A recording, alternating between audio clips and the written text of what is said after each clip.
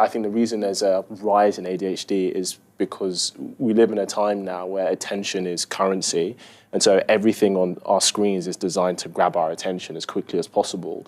And so when you have a generation that is so used to going through 60-second clips on TikTok, on YouTube, on Instagram, now. 30 seconds is too long. It's even too long now, then you're just conditioning the brain to have very short attention span. I think that's actually what it is. I don't think there is a genetic rise in ADHD. 100%. The point of contention, I think, that with this conversation about ADHD, is that when someone's diagnosed, it sounds like a permanent issue. And the permanent excuse. Right. Oh, yeah. It sounds like, okay, well, I have ADHD, you know, so now I have this for life, as opposed to being like, okay, well, you know, this person struggles with attention deficit, they need to have things in place and certain trainings to help come out of that. But then I think we need to remove this whole thing of being diagnosed, because that sounds like a permanent condition that someone's on got. My socials, I say, so you've got ADHD, what are you going to do about it now? Because that's the problem with some parents. They want to get diagnosed. That's my next question. Then it's medicated, and we're just going down this spiral. No one's doing anything about it.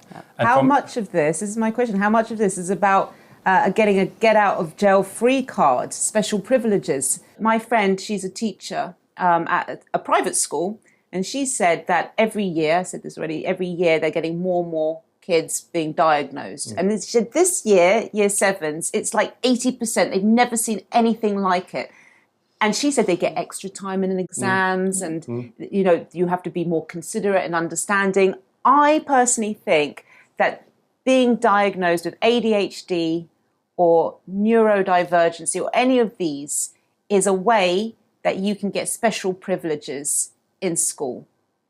Rather than just say, I think to deny that people wouldn't use that to game the system would be naive. For sure, some people do that. And that's what happens with psychiatrists, right? To game the system is that when you think about the diagnosis process, all you're doing is answering questions. You can game it if you want to. I'd be very curious to how many people in the military training have ADHD. Loads. Quite a lot, So first responders are my main clients. So police officers, firefighters, and people in the army. Does it prevent them from doing their job? Why do they succeed in that job? Because they are very good working in emergency situations.